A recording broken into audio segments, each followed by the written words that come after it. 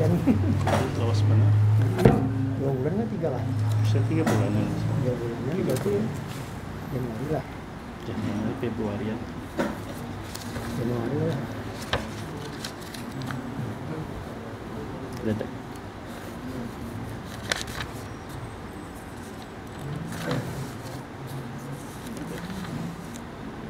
Dadak. Oktober. Dadak. Sudah. Oktober. November. November. Itu ada ya. Desember. Kalau November saya tinggal ya. Allah.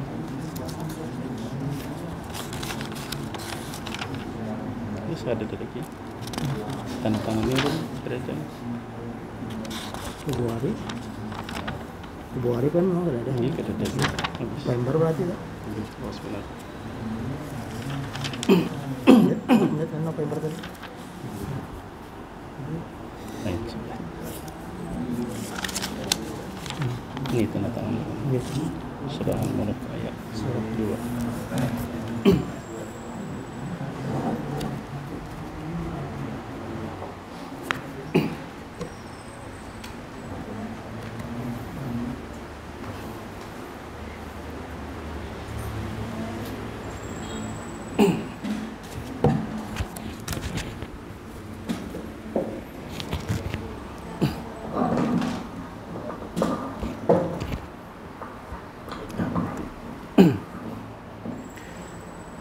Assalamualaikum warahmatullahi wabarakatuh.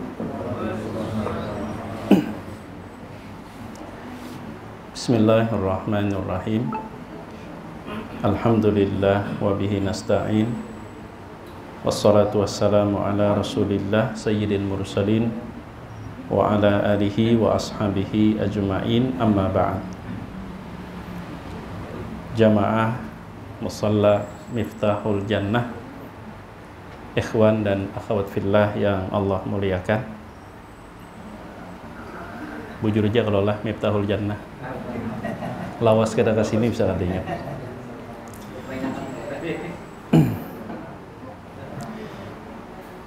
Pertama-tama mari kita ucapkan alhamdulillah, puji, puja dan syukur kita kepada Allah Subhanahu wa taala karena kembali ulun dipertemukan dengan pian.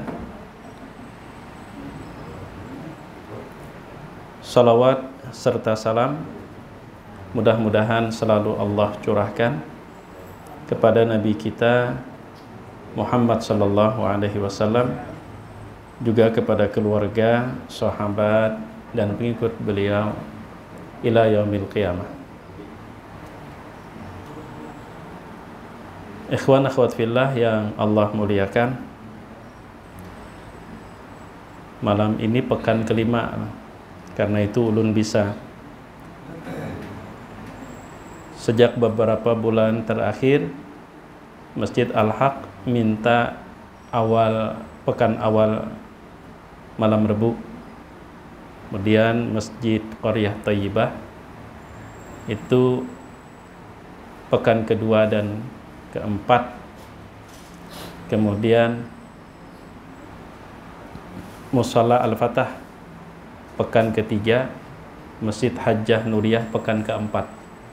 Jadi pekan keempat tuh serba salah ulun kadang-kadang, karena di satu sisi Masjid Hajjah Nuriyah menelpon, di sisi lain Masjid Qaryah Thayyibah memastikan jadwal setiap malam Rebu genap.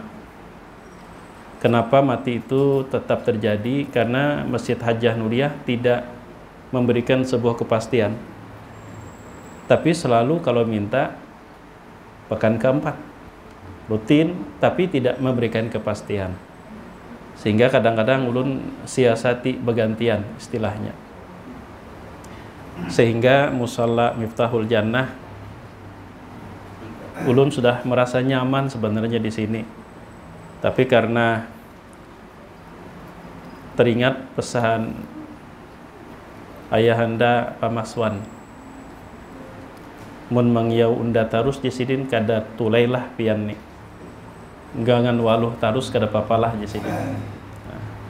Alhamdulillah malam hari ini ulun kembali bisa berdapat dengan pian seberataan. Dan terakhir, materi yang kita angkat adalah hakikat kehidupan dari firman Allah surah Al-Mulk ayat 2 itu terakhir. Maka pada malam hari ini juga sebenarnya merupakan kajian ulang. Ini seputar persoalan jodoh atau perjodohan. Dari firman Allah Subhanahu wa taala surah An-Nur ayat 26. Sempat ulun mendengar ceramah Ustadz Umar Talib. Ayat ini beliau angkat dari aspek fikih melalui radio Al-Jihad tentang persoalan sekupu dalam pernikahan. Bahwa sekupu atau mesti harus satu level. Kalau pedagang, backgroundnya siogianya background yang pedagang juga. Kalau umpama dia seorang pengajar, maka backgroundnya juga mesti pengajar. Dan itu sangat berpengaruh terhadap keharmonisan dalam rumah tangga. Setidaknya itu awal dari kalau ngobrol, ngomong nyambung. Karena itu ulama fikih memperhitungkan yang namanya sekupu dalam pernikahan. Lalu beliau mengutip firman Allah Subhanahu wa taala surah An-Nur ayat 26, A'udzubillahi minasyaitonirrajim, al-khabithatu lil-khabisin wal-khabisuna lil-khabisat wat-tayyibatu lit-tayyibin wat-tayyibuna lit-tayyibat. Al-ayah. Perempuan-perempuan yang keji untuk laki-laki yang keji. Laki-laki yang keji untuk perempuan-perempuan yang keji. Perempuan-perempuan yang baik untuk laki-laki yang baik, dan laki-laki yang baik untuk perempuan-perempuan yang baik pula. Berdasarkan itu, beliau mengangkat persoalan selevel dalam pernikahan antara mempelai laki-laki dan perempuan. Meskipun kata beliau, itu bukan menjadi syarat mutlak sahnya sebuah pernikahan. Beliau angkat cerita Barirah dengan suaminya. Juga beliau angkat cerita Maula, seorang budak yang dibebaskan oleh Rasulullah SAW, Zaid bin Harithah, juga dengan istrinya, yang kemudian istrinya tersebut setelah jodohnya selesai dinikahi oleh Rasul SAW karena sama-sama dari suku Quraisy. Nah, adapun ayat yang kita angkat juga sama, tapi kita bicara yang lebih luas dari sekedar perjodohan pendamping hidup. Ini ulun angkat dari sebuah buku yang ditulis oleh Ibnu Hajar Al-Haytami. Jadi ada Ibnu Hajar Al-Qastalani dan ada Ibnu Hajar Al-Haytami. Dalam buku beliau yang berjudul Tathhirul Ibah min Danasil Ghibah, membersihkan aib dari kotoran gibah. Beliau menyebutkan semacam perjodohan yang merupakan sunnatullah di alam semesta. Kata beliau, setelah mengutip firman Allah yang ulun sebutkan tadi, fahadhihi amatun fid dawati was sifat. Allah Subhanahu wa taala, kata beliau, tidak berbicara sebatas perjodohan dalam bentuk pendampingan hidup, tapi yang keji dijodohkan dengan yang keji, yang baik dijodohkan dengan yang baik. Itu umum, bersifat umum, mencakup segala hal, yaitu perjodohan dengan makna yang lebih luas. Apa yang beliau maksud?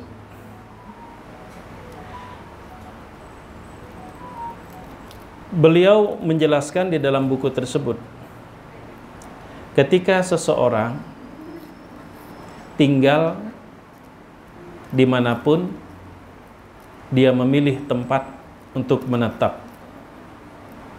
Di situ pasti selalu ada kebaikan dan keburukan.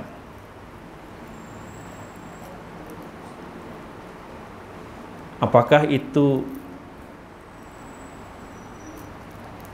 di kota suci Mekah yang notabene dengan kata suci itu memberikan kesan yang luar biasa, atau di negara-negara bebas, sekuler dan liberal seperti Amerika atau Indonesia sekarang masuk nggak liberal? Kayaknya lah, udah mulai ada upaya-upaya untuk melegalkan pernikahan beda agama, sampai dibikin video pendek dan sebagainya. Mudah-mudahan Allah selalu melindungi kita dan anak cucu kita dari faham liberal tersebut. Karena kebaikan dan keburukan itu bagian dari kekayaan Allah. Sekiranya di dunia ini yang ada hanya kebaikan, maka ketika orang itu baik, kebaikan itu bukan sebuah prestasi. Karena memang nggak ada pilihan. Yang ada cuman kebaikan. Sehingga tidak ada nilai ujian. Demikian juga ketika di dunia ini yang ada hanya keburukan. Maka ketika satu pun tidak ada yang baik, itu bukan karena mereka itu tidak berusaha untuk menjadi baik, tapi memang yang diciptakan hanya buruk. Lalu Allah sediakan kebaikan dan keburukan agar di situ ada nilai ujian sekaligus harapan. Diciptakannya kebaikan, diharapkan kita termasuk orang yang baik. Disediakan Allah keburukan agar menjadi ujian buat kita bagaimana kita bisa bertahan untuk tidak tergoda olehnya. Dan itu adalah hakikat dari makna wa ma khalaqtul jinna wal insa illa liya'budun. Tidaklah kuciptakan jin dan manusia melainkan untuk mengabdi kepadaku. Sebuah tantangan. Orang sebagaimana bisa saja hilang sandal di pasar ataupun di mall, juga tidak jarang hilang sandal di depan masjid. Tapi kata orang bijak, nggak masalah hilang sandal di depan masjid. Yang harus kita persoalkan, sandal kita nggak pernah parkir di depan masjid. Itu yang jadi masalah. Nah sekarang, dari konsep perjodohan, Allah Subhanahu wa Ta'ala menitipkan kepada kita raga dan di dalamnya ada jiwa. Raga dalam bahasa Arab disebut dengan jasad. Sedangkan jiwa itu disebut dengan nafs. Nafsun. Kedua-duanya Allah serahkan kepada kita. Agar saat kita menerima raga yang di dalamnya ada jiwa, kita memberikan perhatian minimal sama kepada keduanya. Sebab ketika raga tidak kita rawat, raga tidak kita bina, raga tidak kita urus, kita biarkan sejadi-jadinya, maka kita cenderung memiliki raga yang jelek. Rambut panjang sepanjang-panjangnya, gigi kuning sekuning-kuningnya, awak bau sebau-baunya. Jangan diurus, jangan dirawat, biarkan dia seadanya, kuku panjang sepanjang-panjangnya. Maka raga itu akan cenderung menjadi raga yang jelek. Tapi kalau dirawat, maka raga itu akan menarik karena menjadi raga yang memikat serta menjadi raga yang baik. Begitu juga jiwa. Allah Subhanahu wa Ta'ala di dalam surah Asy-Syams menggarisbawahi wa nafsi wa ma sawwaha, dan demi jiwa, nafs jiwa, wa ma sawwaha, dan penyempurnaan penciptaannya. Fa'alhamaha fujuraha wa taqwaha. Lalu Allah ilhamkan kepada jiwa tersebut sehingga dia menjadi jiwa yang bertakwa, juga bisa menjadi jiwa yang begitu sangat jahat, fujur, fajir. Lalu bagaimana kronologi jiwa itu mendapatkan ilham dari Allah menjadi jiwa yang bertakwa, jiwa yang kuat, jiwa yang baik, atau sebaliknya, qad aflaha man zakkaha. Sungguh beruntung orang yang zakkaha, yang ngurus jiwanya, ngerawat jiwanya, mensucikan jiwanya, dibersihi jiwanya. Tapi sebaliknya, wa qad khaba man dassaha. Dan betapa rugi orang yang mengotori atau membiarkan jiwanya kotor tanpa terurus dan tanpa terawat. Dalam ayat lain Allah Subhanahu wa taala menyebutkan jiwa kita ini berpotensi menjadi jiwa yang kuat, terarah dan terkontrol, juga bisa menjadi jiwa yang dia labil dan malah tidak terkontrol. Bentuk jiwa-jiwa yang kuat itu seperti yang Allah firmankan, ya ayyatuhan nafsul mutmainnah, itmi'nan. Itmi'nan itu tenang, dia terkontrol. Wahai jiwa-jiwa yang tenang, irji'i ila rabbiki, kembalilah kepada Tuhanmu, radiyatan, dalam keadaan dia ridha, mardiyah, diridhai oleh Allah Subhanahu wa taala. Jadi jiwa itu ketika dibersihkan, diurus, dirawat, dibina, maka jiwa akan menjadi jiwa yang kuat, jiwa yang terkendali, jiwa yang terkontrol. Dan salah satu cara untuk mengendalikan jiwa, Allah menyebutkan alladzina amanu wa tatma'innu qulubuhum bidzikrillah, dengan banyak mengingat Allah. Itu salah satu cara kita mengendalikan dan mengontrol jiwa. Termasuk beberapa hari lagi kita akan memasuki bulan suci Ramadan dengan ibadah puasa.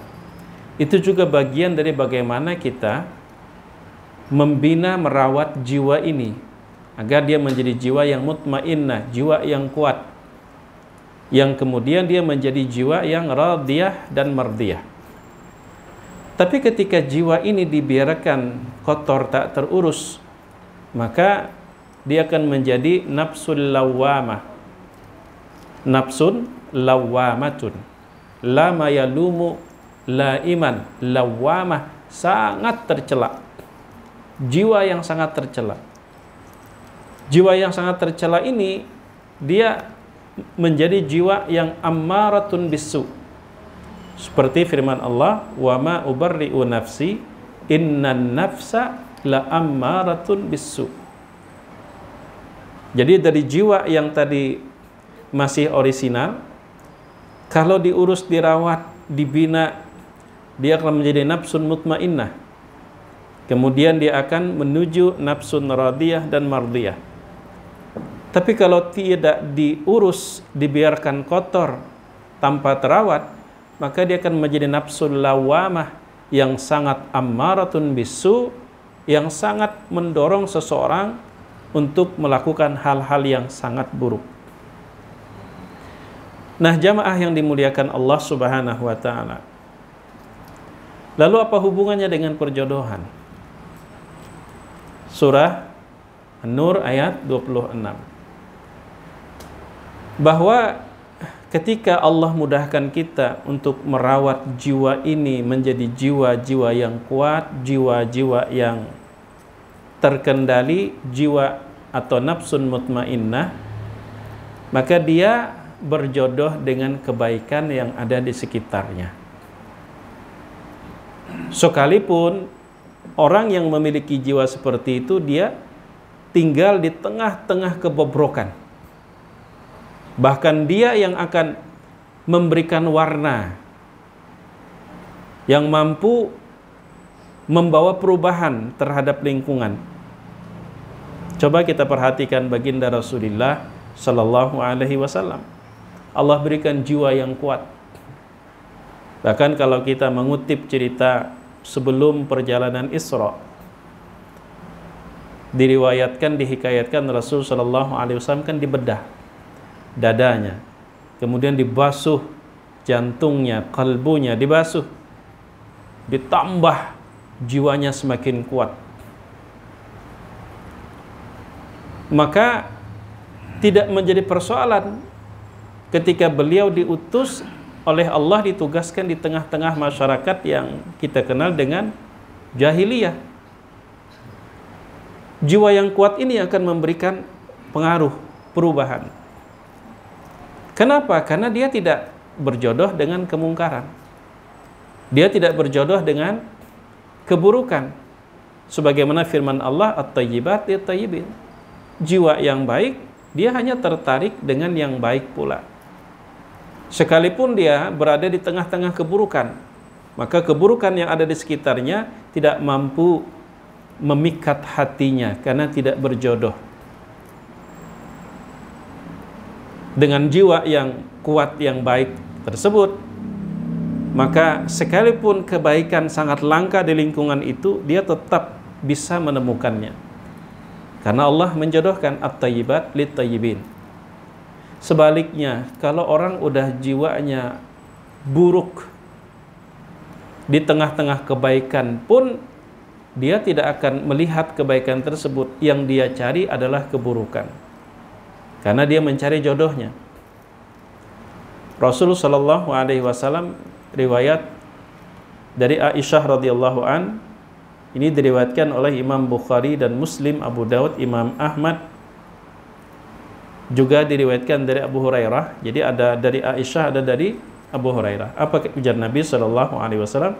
Al-arwahu junudun mujannadah. Ruh, dan itu adalah nama lain daripada jiwa. Al-arwahu junudun mujannadah. Ruh-ruh itu seperti junudun, pasukan-pasukan, tentara-tentara mujannadah yang sudah dibagi per kelompok. Umpama spesialis nembak, spesialis di darat, spesialis di laut. Itu seperti tentara pasukan yang sudah dibagi regunya. Fama ta'arafa minha ittalafa. Ketika dia berada di komunitas di regunya, dia merasa nyaman.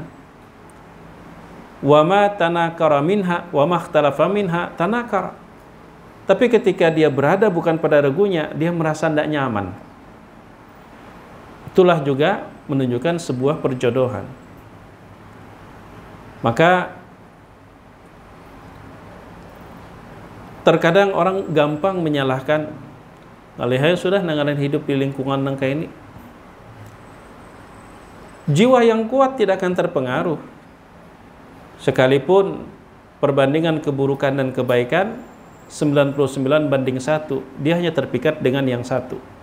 Dan dia kuat melawan yang 99. Tapi kalau sudah jiwanya jiwa yang lawamah ammaratun bisu, sekalipun 99 kebaikan di sekitarnya satu keburukan, dia hanya terpikat dengan keburukan. Itulah sunnatullah, salah satu ketetapan Allah di alam semesta ini tentang sistem perjodohan. Yang baik dijodohkan Allah dengan yang baik, yang buruk pun juga dijodohkan Allah dengan yang buruk. Sebagai bukti konkret,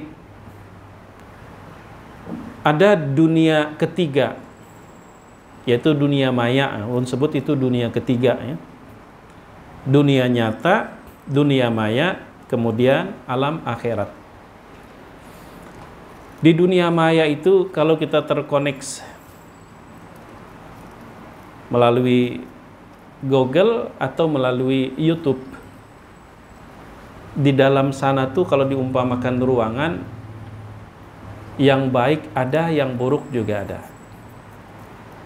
Yang baik ada, yang buruk juga ada.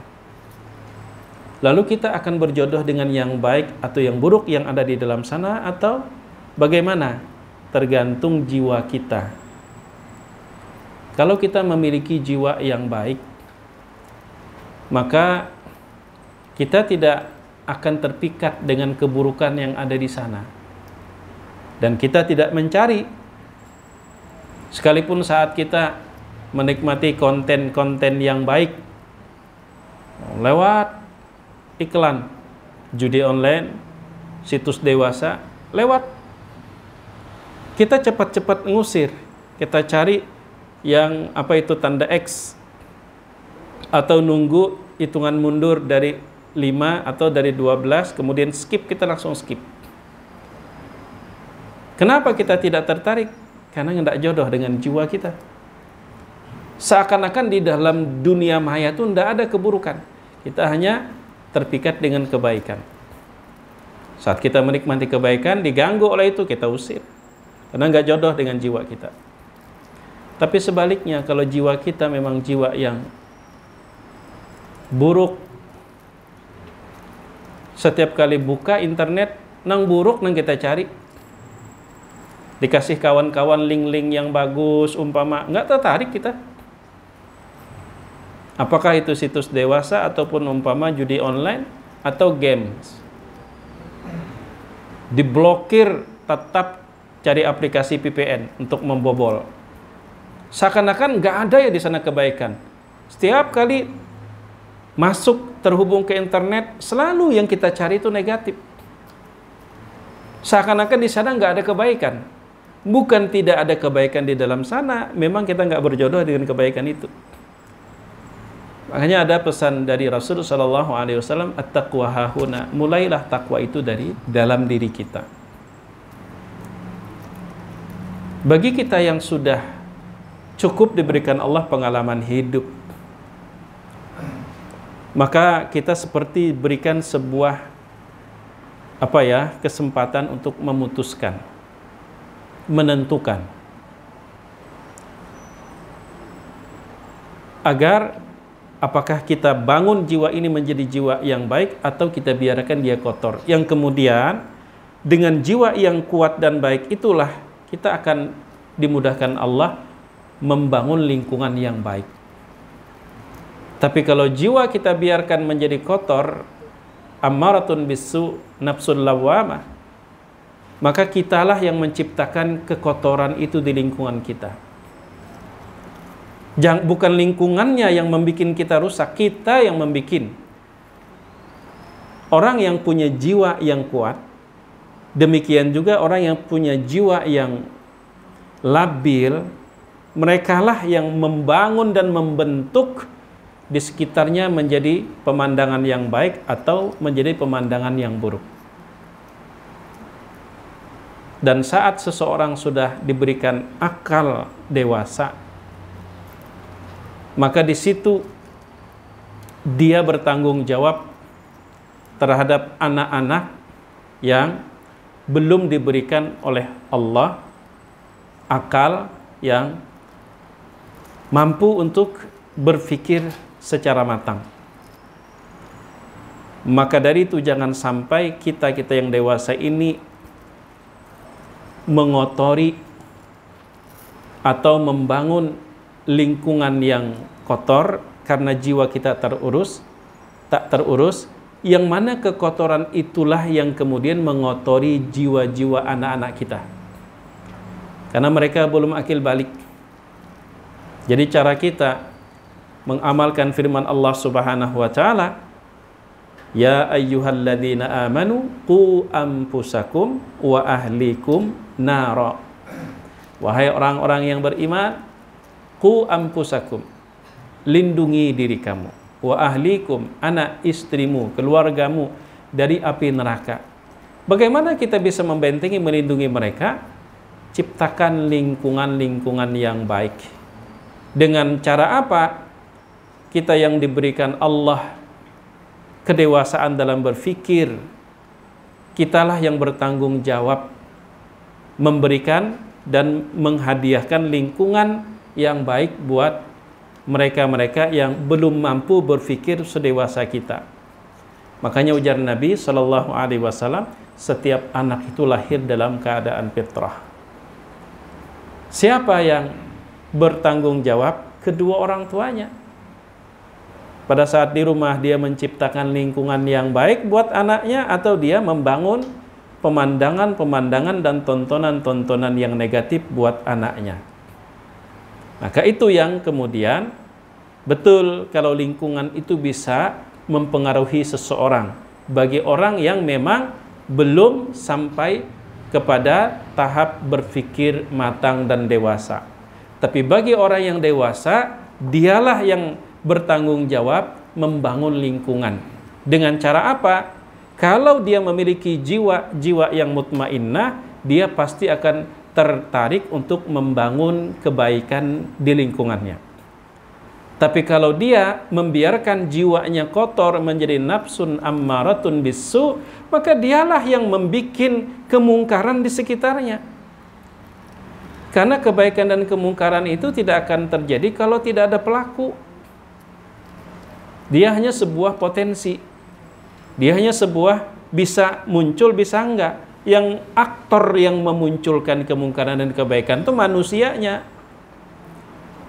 Maka dari itu kita yang sudah menjadi orang dewasa, kita bertanggung jawab terhadap anak-anak kecil, generasi-generasi yang masih muda. Kita bangun jiwa yang mutmainnah. Dengan jiwa mutmainnah itulah kemudian kita mewujudkan agar lingkungan kita menjadi lingkungan yang baik, sehingga anak-anak kecil yang tumbuh di lingkungan tersebut, jiwa mereka tumbuh terbiasa dengan pemandangan-pemandangan yang baik. Jamaah yang dimuliakan Allah Subhanahu wa ta'ala. Jadi kebaikan dan keburukan dimanapun itu selalu mungkin ada dan selalu ada. Lalu kita akan terdorong menciptakan salah satunya, tergantung jiwa kita rawat, kita bina, atau jiwa kita biarkan.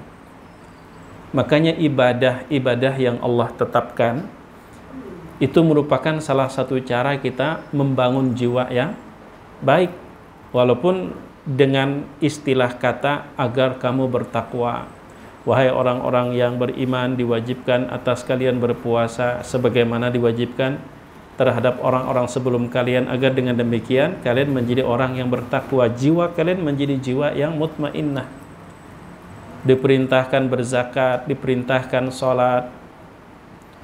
Innas salata tanha 'anil fahsya'i wal munkar.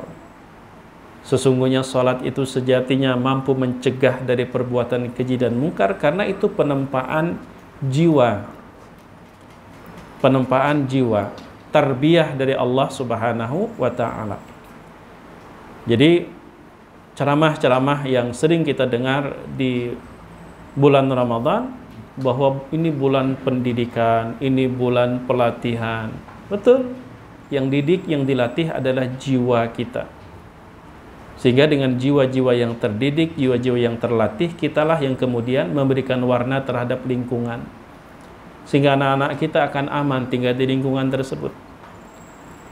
Tapi kalau kita malah yang mewujudkan, membangun hal-hal negatif di lingkungan kita, lalu kemudian virusnya menular kepada anak-anak kita yang belum mampu memfilter, ulun khawatir itu menjadi dosa jariah.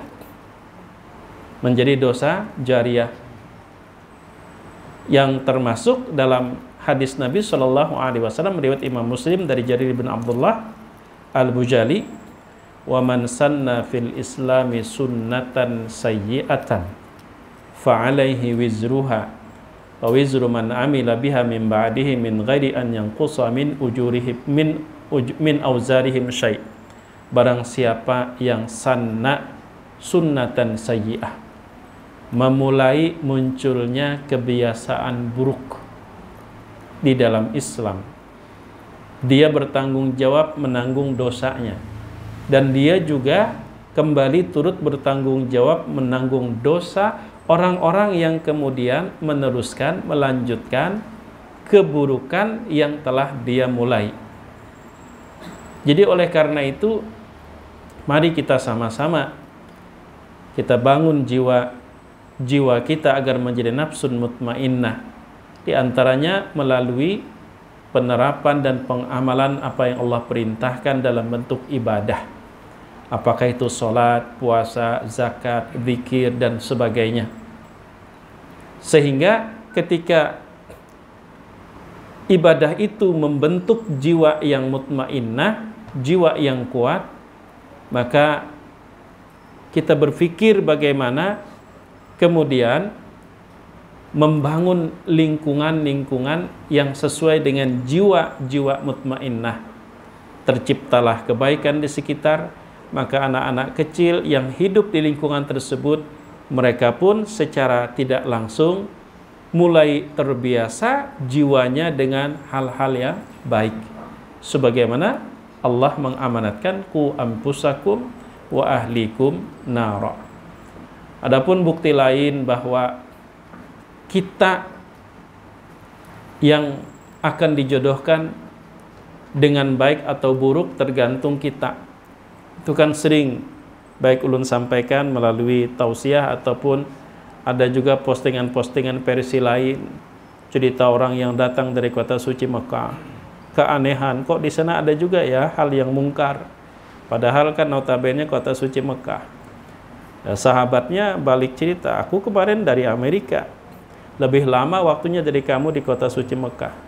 Tapi apa yang kau dapatkan di kota suci Mekah yang kau ceritakan, aku tidak menemukan di Amerika. Padahal notabene negara bebas. Ternyata sahabat ini ingin memberikan nasihat secara halus. Yang datang dari kota suci Mekah, yang menemukan hal yang mungkar di sana, balik bertanya, kok aneh ya? Padahal itu negara bebas. Mestinya kalau di kota Mekah ada, di sana lebih banyak lagi. Sulit saya percaya kalau kamu tidak menemukan di sana apa yang saya temukan di kota suci Mekah. Lalu ujar sahabatnya, tahulah pian sebabnya. Apa gerangan undak ada mencari di sana? Nya kada dicari kada terdapat teh. Lalu dia merasa berarti ke Makkah apa sampai terdapat bata takun. Adalah di sini juga adalah ya di padahkan orang ada, coba jangan dicari. Gak ketemu. Nangka itu jiwa kita dalam bermuamalah, berinteraksi sosial dengan seseorang. Kalau yang memang kita cari itu keburukan, ketemu. Kalau yang kita cari kebaikan pun juga kita ketemu. Sekarang yang kita cari dari seseorang itu keburukannya, kebaikannya. Tergantung kita suka apa tidak. Nah, termasuk kita di negara-negara yang sudah, kalau boleh ulun mengungkapkan, karena atas nama cinta dengan tanah air, kondisi kita kacau balau sudah. Dari segala penjuru, dari segala aspek, dari segala lini, kita sudah masuk perangkap adu domba. Adu domba. Sesama muslim saling membenci, sesama muslim saling menghujat. Dan kita masuk perangkap. Secara pribadi ulun selalu menduga kegaduhan di sosmed, kegaduhan di konten-konten itu pelaku awalnya itu juga orangnya. Memang disengaja agar umat Islam ini selalu ribut. Termasuk pernyataan Menteri Agama. Bahkan dipasangnya beliau pun juga memang bagian dari politik.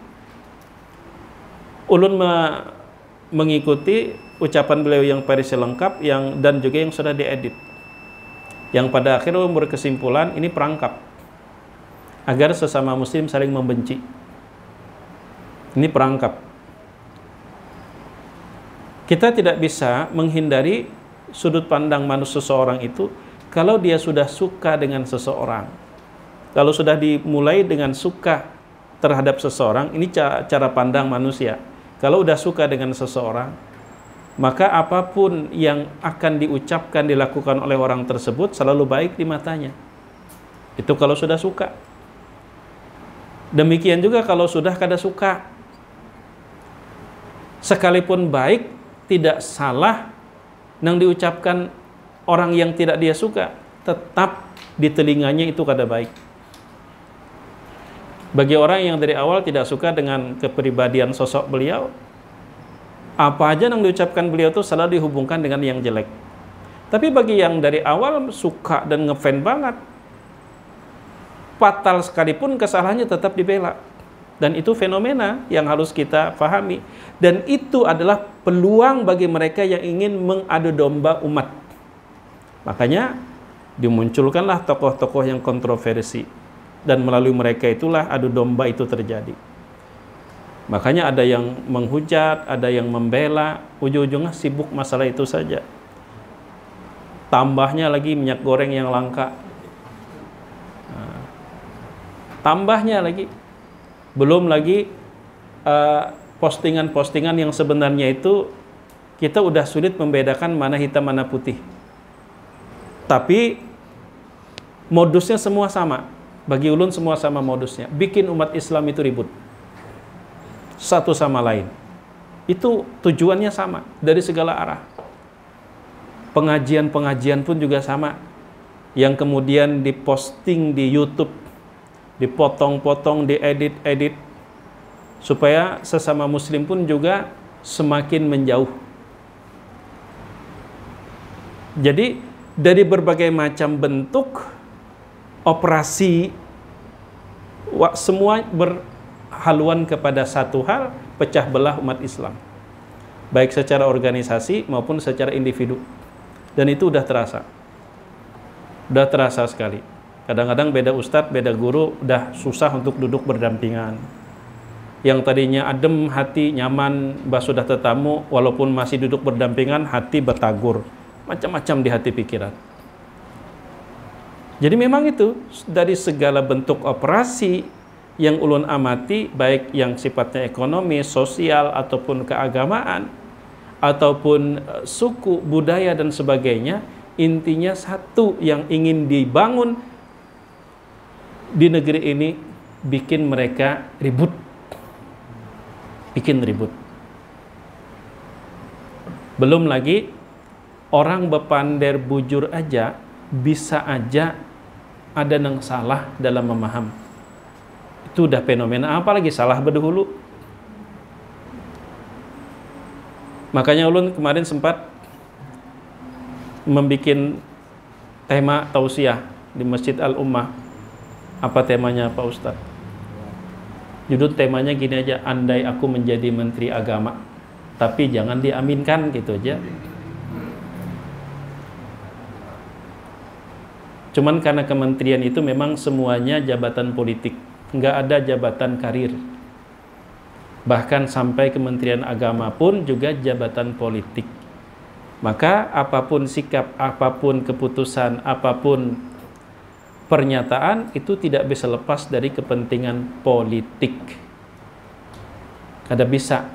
Makanya seandainya ulun jadi Menteri Agama, tapi jangan diaminkan, itu dulu syaratnya.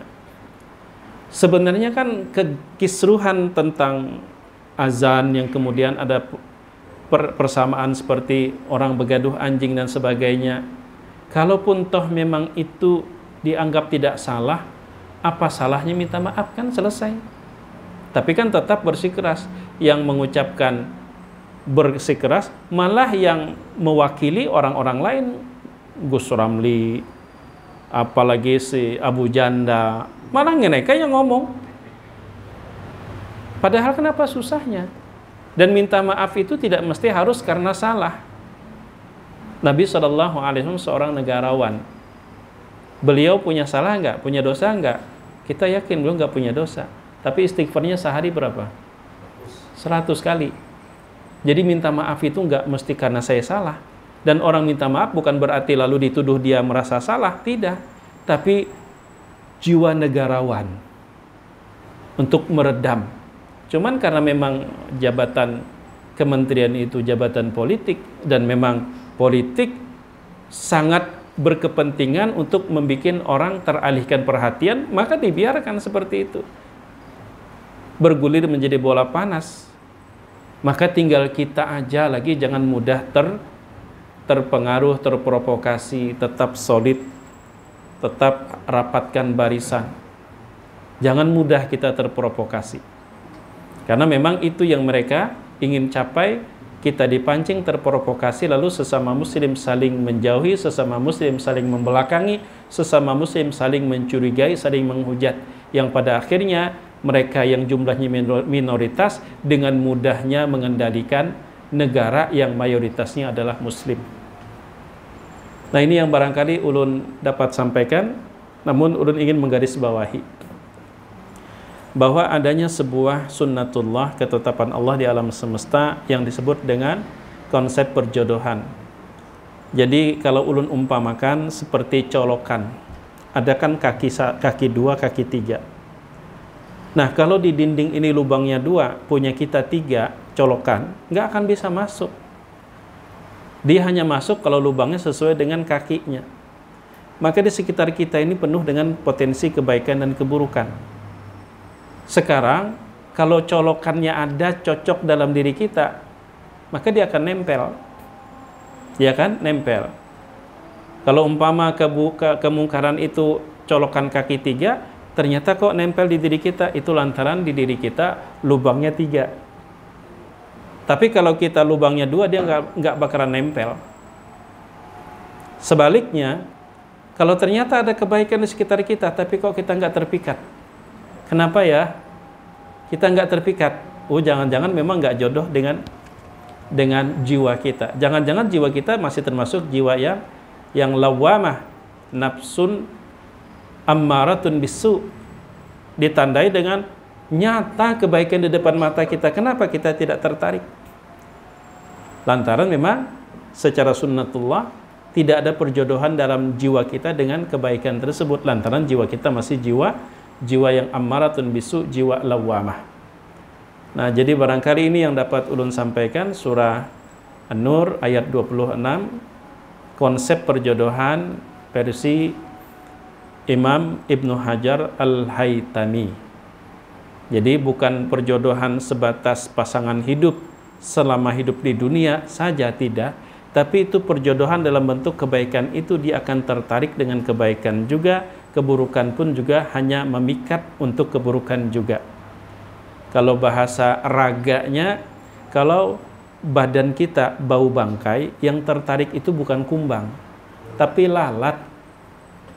Lalat, karena memang jodoh lalat itu adalah dengan hal-hal yang busuk. Dan kita tidak akan mampu untuk menyadarkan lalat betapa wanginya bunga. Tetap jadinya nang nyaman itu kotorannya, ujar lalat. Karena memang perjodohannya itu. Nah, ini yang dapat ulun sampaikan, mudah-mudahan bermanfaat. Jika ada salah dan khilafnya, mohon dimaafkan sebesar-besarnya. Terima kasih atas waktu dan kesempatan. Karena waktu Isya sudah sampai ya, barangkali untuk pertanyaan kita tunda. Mudah-mudahan Allah panjangkan umur, kita kembali bisa bertemu, bersilaturahim, terutama kita bisa bertemu dengan bulan Ramadan, dan kita dimudahkan oleh Allah Subhanahu wa taala memaksimalkan penghambaan kita kepada Allah, sehingga Ramadan yang akan kita sambut ini menjadi yang terbaik yang pernah Allah berikan kesempatan itu kepada kita. Hadanallah wa iyyakum ajmain. Sekali lagi minta halal, minta ridha. Subhanakallahumma wa bihamdika asyhadu an la ilaha illa anta astaghfiruka wa atubu ilaik. Wassalamualaikum warahmatullahi wabarakatuh.